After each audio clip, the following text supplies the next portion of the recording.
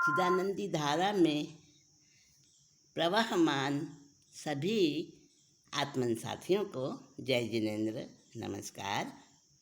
18वां प्रकरण चल रहा है अष्टावक्र गीता का, और इसमें अष्टावक्र जी ने जो हमने पिछली बार बात की थी उसी विषय को हम वापस वहीं से जोड़ते हैं। 18वें प्रकरण में 25वें श्लोक में कहा था कि शुद्ध स्वरूपी मेरे द्वारा नहीं किया गया यह कर्म तन से अनुगामी इस चिंतन का जो वह सब कुछ करके मुक्त रहे। इसमें बताया कि जो अपने शरीर और मन से पार आत्मा को जान लेता है, ऐसा ज्ञानी बस उसका साक्षी मात्र भाव रह जाता है। कर्ता भोक्ता अहम ममत्व सबसे वो खाली हो जाता है, सबसे रहित हो जाता है, और उसको पता होता है चाहे सारी ही क्रियाएं कर रहा है संसार में, जब तक जीवित है तब तक जीवन संबंधी सभी क्रियाएं वो करता है, परंतु साक्षी भाव से करता है। उसको पता चल जाता है, ज्ञात हो जाता है कि ये कर्म तो शरीर के द्वारा किए गए हैं, मैं तो सिर्फ इनको देखने वाला, जानने वाला हूँ, मैं करने वाला नहीं हूँ। और ये जो ज्ञान है, ये जो बोध है, जब उसे प्राप्त हो जाता है तो फिर किसी फल का भोग उसे नहीं करना पड़ता, ना वो करता होता तो ना भोगता होता। लेकिन अगर कोई अज्ञानी है, अभी उसकी उतनी विशुद्धि नहीं आई है और वो अज्ञानी अवस्था है अभी, परंतु अहंकारवश कहता है कि ये तो मेरा शरीर कर रहा है, मैं नहीं कर रहा, और अंदर में वो जो कुछ बोल रहा है उसकी पात्रता पूरी नहीं है उसकी, बाहर से केवल शब्दों से ऐसा बोलता है, तो लोग भले उसे ज्ञानी समझें, परंतु कर्म सत्ता तो पहचानती है उसके भावों को, तो कर्म सत्ता उसको माफ़ नहीं करती। यानी उसके किए हुए कर्म वो निष्फल नहीं होते। और ज्ञानी भले ही ना भी बोले कि मैं कुछ नहीं कर रहा, परंतु जो कुछ वह करता है वो अनासक्त होकर करता है, तो उसके द्वारा किए हुए जितने भी कर्म हैं वो क्षण मात्र में भस्मीभूत हो जाते हैं, क्योंकि कर्म सत्ता अंदर के सूक्ष्म भावों को भी समझ लेती है। तो आगे 26 नंबर के श्लोक में कह रहे हैं, कहने करने में रहे भिन्नता जीवन मुक्त की बाल समान, मूढ़ नहीं वह रहे सुशोभित इस संसार में सुखी श्रीमान। जो जीवन मुक्त अवस्था को पा लेता है, ज्ञानी की पहचान उसके ज्ञान से होती, कर्म से नहीं।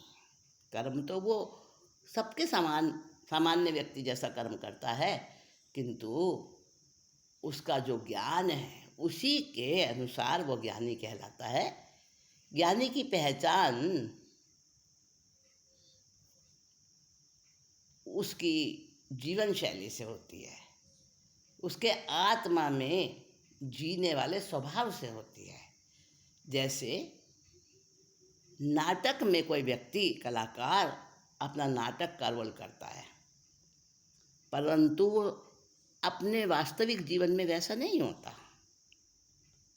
अब जिसने किसी चोर का अभिनय किया है नाटक के अंदर, वो सचमुच में तो चोर नहीं है ना, मतलब चोरी वाला गुण और चोर के जो दुर्गुण हैं वो उसके जीवन में तो नहीं है। वो तो उस समय अपना अभिनय कर रहा है, और अभिनय को इतना जीवंत, वास्तविक जैसा मालूम दे ऐसा वो अभिनय करता है, तभी तो उसके अभिनय की वाहवाही होती है, तभी सफल होता है।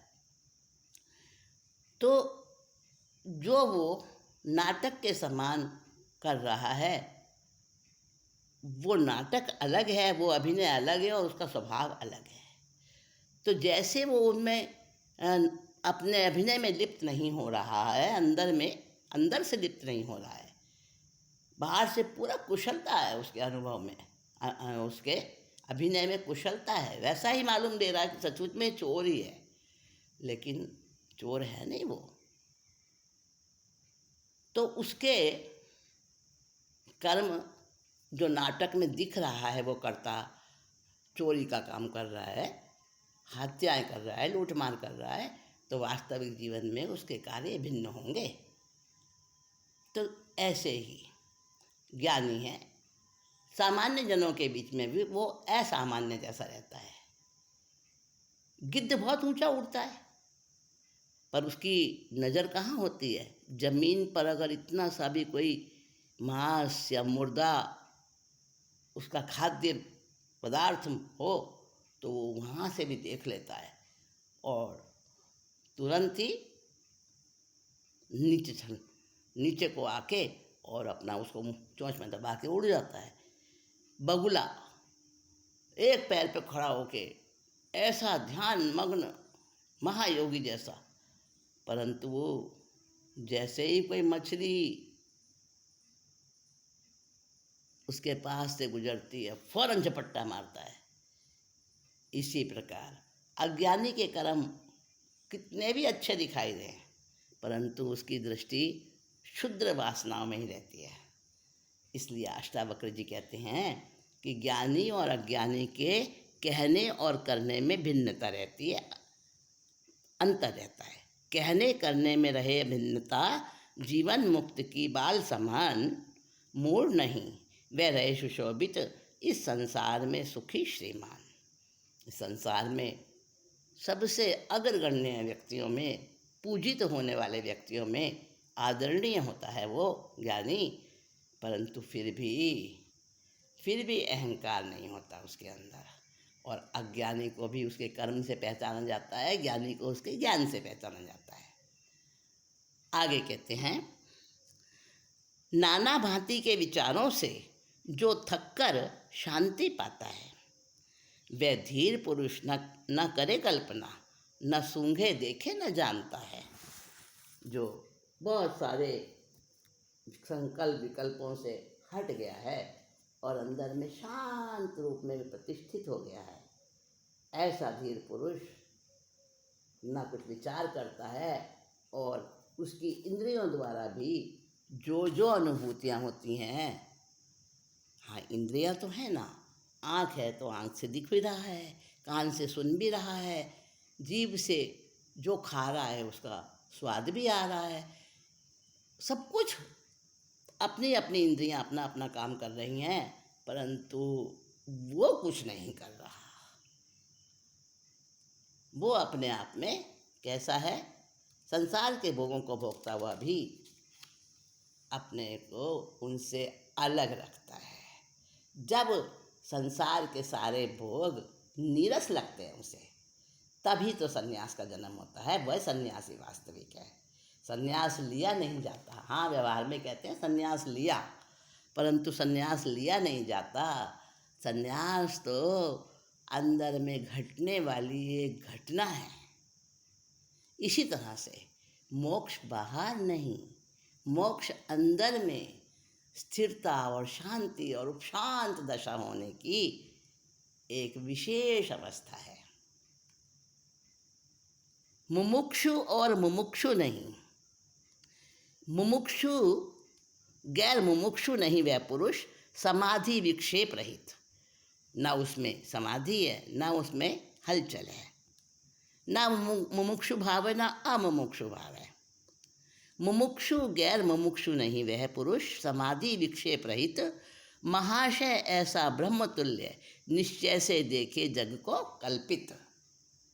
चित्त वृत्तियों से ही विक्षेप उत्पन्न होते हैं और ये विक्षेप ही अशांति का कारण होते हैं। चित्त की इन वृत्तियों को शांत करने के लिए समाधि है, साधना है। और जैसे जैसे ज्ञान सूक्ष्म होता जाता है, मुमुक्षु भाव बढ़ता है, प्यास बढ़ती है अंदर की। प्यास को मैं तो पल पल बढ़ाती जा रही।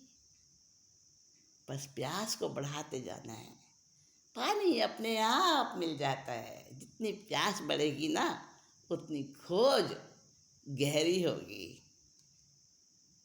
तो बस प्यास को बढ़ाते जाओ, तो वो प्यास बढ़ती है। वही तो साधना है, वही समाधि का अनुष्ठान है, ज्ञान प्राप्ति का यही उपाय है। जब मुमुक्षु चित्त की वृत्तियों के निरोध के लिए समाधि का सहारा लेता है, और जब तक उसकी सारी चित्त वृत्तियाँ शांत नहीं हो जाती, तब तक विक्षेप चलता रहता है, हलचल बनी रहती है। और विक्षेप रहित तब होता है जब निर्विकल्प अवस्था आती है। जो विक्षेप रहित हो गया है, उसे तो कोई साधना की, समाधि की आवश्यकता ही नहीं है। ऐसा ज्ञानी न मुमुक्षु है न अमुमुक्षु है, क्योंकि उसने जो पाना था वो पा लिया। अंतस में अहम पूर्ण हो, वह नर नहीं करता हुआ भी कर्म करे। अंतस में अहम पूर्ण हो, वह नर नहीं करता हुआ भी कर्म करे। धीर पुरुष जो रहित अहम से, वह करता हुआ भी नहीं करे।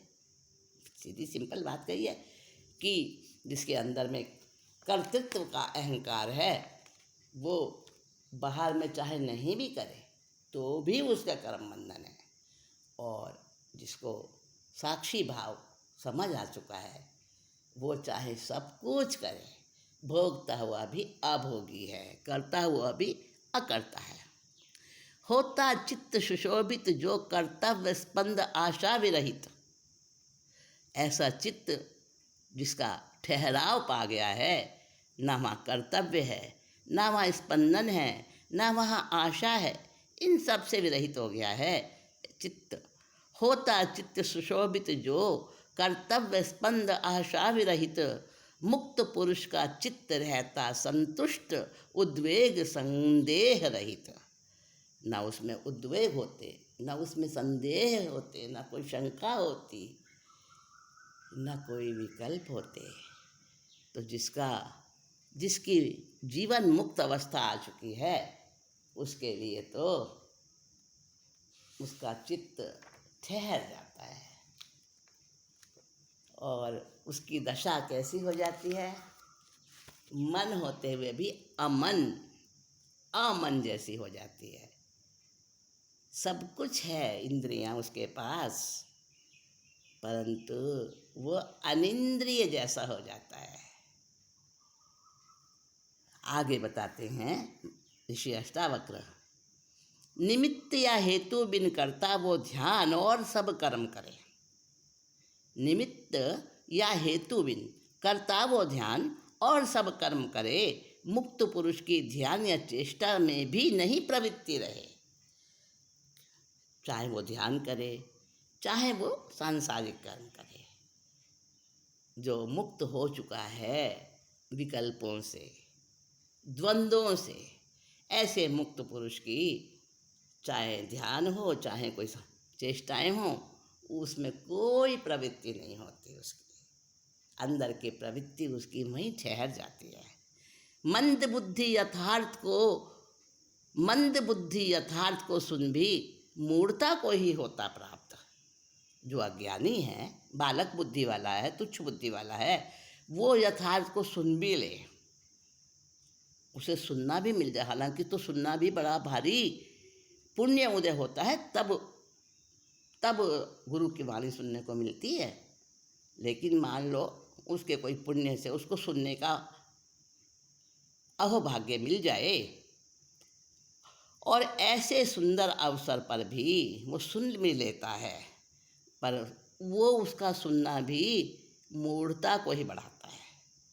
मंद बुद्धि यथार्थ को सुनकर भी मूढ़ता को ही होता प्राप्त। संकोच समाधि प्राप्त बने, लेकिन बिरला ज्ञानी हो मूढ़वत। ज्ञानी तो बाहर में मूढ़ के समान दिखता है, परंतु अंदर में सब उसमें आत्मसात होता जाता है, जो जो वो सुनता है। ज्ञानी और अज्ञानी का फर्क बता रहे हैं यहाँ। एकाग्र बने या रुके चित्त, अज्ञानी बहु अभ्यासी इसका। अज्ञानी का मन चाहे एकाग्र भी हो जाए क्षण दो क्षण, रुक भी जाए उसका चित्त विकल्पों से, परंतु उसके लिए कोई फर्क नहीं पड़ता, वो तो अभ्यासी है। एकाग्र बने या रुके चित्त अज्ञानी बहु अभ्यासी इसका। स्वभाव में स्थित धीर पुरुष, नहीं देखे कृत्य कुछ रहे सुप्त सा। कैसे करेंगे हम ज्ञानी और अज्ञानी की पहचान? बहुत मुश्किल है, बहुत मुश्किल है। बाहर में तो उसकी क्रियाएं कैसी दिखती हैं, कभी कभी सोता हुआ दिखाई देता है ज्ञानी, जीवन मुक्त। वो कई बार जैसे पागल सा, मूड सा, लेकिन अंदर में बड़ा सजग होता है वो। और अज्ञानी बाहर में कितना भी वो ग्रहण करता हुआ दिखाई दे, बड़ा उत्साहित दिखाई दे, तो इससे भी पहचान नहीं होती। ये बाहरी क्रियाएं तो धोखा देती हैं, धोखेबाज हैं क्रियाएं। इन क्रियाओं से पहचान मत कर लेना ज्ञानी की, हाँ ठगे जाओगे। तो बता रहे हैं, अप्रयास या प्रयत्न किए से, अप्रयास या प्रयत्न किए से अज्ञानी निवृत्ति ना पाता, किंतु निश्चय से तत्व ज्ञान बस ज्ञानी निवृत्त हो जाता। जिसने तत्व को जान लिया है ऐसा ज्ञानी, वो निश्चय से कहते हैं वो निवृत्त हो गया, मुक्त हो गया। और ज्ञानी चाहे कितनी भी कोशिश कर ले, वो मुक्त नहीं होगा। ज्ञानी और अज्ञानी का मतलब क्या? ये अंदर की शुद्धता है। हमारे अंतःकरण की जितनी शुद्धता होगी, जितनी कषायों की मंदता होगी, जितनी वृत्तियों की संकुचन शक्ति होगी हमारे अंदर में, हमारी वृत्तियाँ संकुचित होती जाएं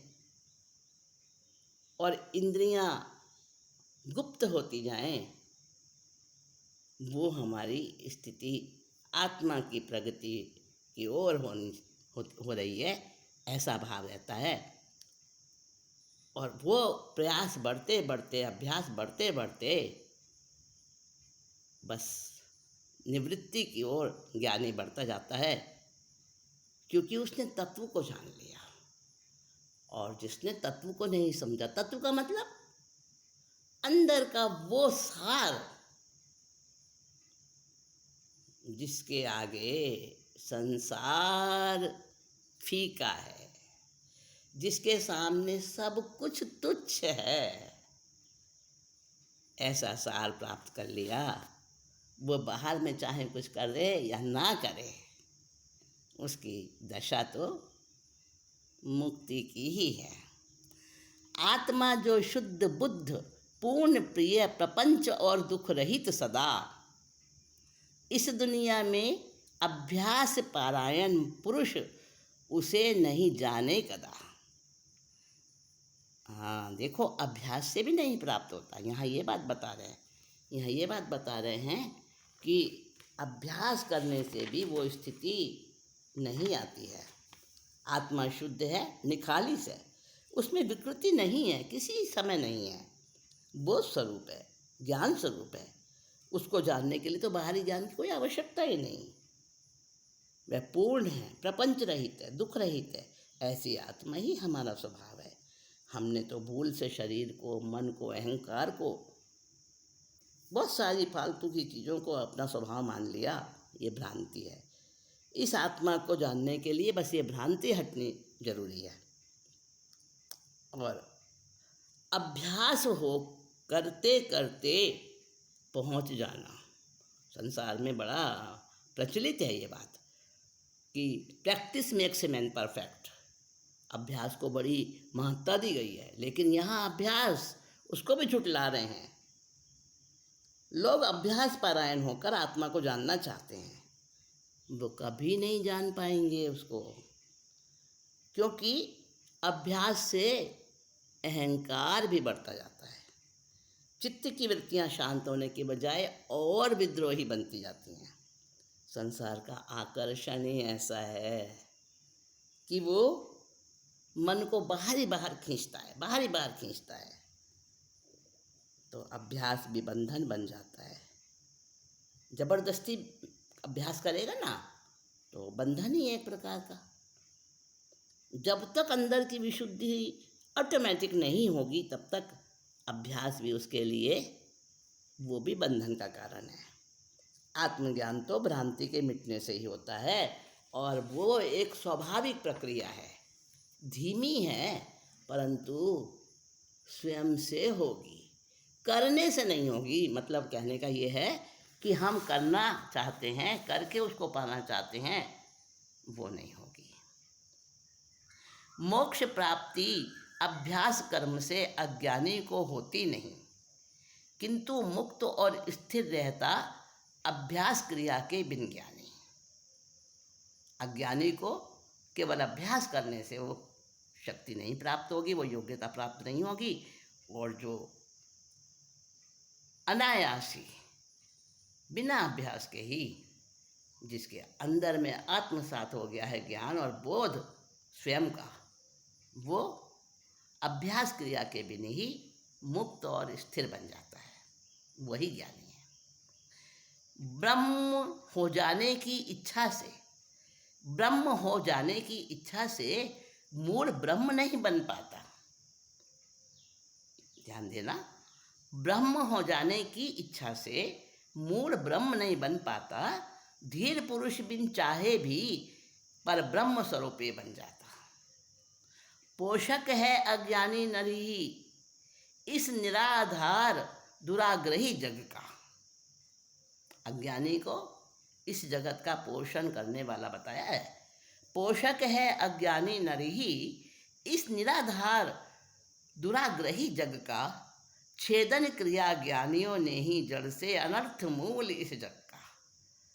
ज्ञानियों ने तो इसका छेदन ही किया है, हमेशा से इसके मूल को छेदा है। और अज्ञानी तो पोषण ही करता है इसका। दृश्य जगत का जो आश्रयी है, दुर्लभ उसे आत्मदर्शन। धीर पुरुष नहीं दृश्य देखता, करे नित्य आत्मा का दर्शन। कहते हैं कि जो स्थित प्रज्ञ हो गया है, गलित वासना हो गया है, जिसकी वृत्तियाँ ठहर गई हैं, ऐसा धीर पुरुष कुछ देखता हुआ भी नहीं देखता, कुछ सुनता हुआ भी नहीं सुनता, कुछ करता हुआ भी नहीं करता। यानी उसके सारे कर्म, उसकी सारी प्रवृत्तियाँ जो है ना, वो उनसे हट जाता है। ना तो वो उसका अभ्यास करता, ना जबरदस्ती करता। हठ पूर्वक करे निरोध चित्त का, रहे वह अज्ञानी असफल। हठ पूर्वक करे निरोध चित्त का, रहे वह अज्ञानी असफल। स्वाभाविक है चित्त निरोधन, आत्मरमण युत धीर का बिल्कुल। जो अज्ञानी है वो जबरदस्ती से रोकता है, नहीं नहीं नहीं, मेरे को आज खाना नहीं है, नहीं भाई मैंने तो उपवास किया है। अरे क्यों लाते हो मेरे सामने भोजन की बात, क्यों लाते हो मिठाइयों की बात, पता नहीं मेरा उपवास है आज। वो जबरदस्ती कर रहा है अपने साथ में, हैं, प्रयत्नपूर्वक, हठपूर्वक। और अज्ञानी उसे परवाह ही नहीं है, क्योंकि निरोधन उसका जो हुआ है ना, वो स्वाभाविक हुआ है। तो ज्ञानी और अज्ञानी के कितने सारे लक्षण यहाँ बताए हैं, कितनी सूक्ष्मता से फर्क बताया है। कोई भाव को, कोई अभाव को, और कोई माने दोनों को। कोई भाव को ज़्यादा महत्व देता है, कोई अभाव को ज़्यादा महत्व देता है, और कोई भाव अभाव दोनों को महत्व देता है। कोई भाव को, कोई अभाव को, और कोई माने दोनों को। भाव अभाव सबसे निष्प्रिय है सदा, निराकुल बिरला नर वो। कौन? ज्ञानी। वो भाव अभाव दोनों से ही अलग है ना। एक होता है रति, एक होता है अरति। रति कहते हैं पसंद की चीज़, उसके ऊपर आकर्षित होना, और अरति कहते हैं नहीं नहीं हटाओ, ये नहीं मुझे पसंद नहीं है, वो अरति।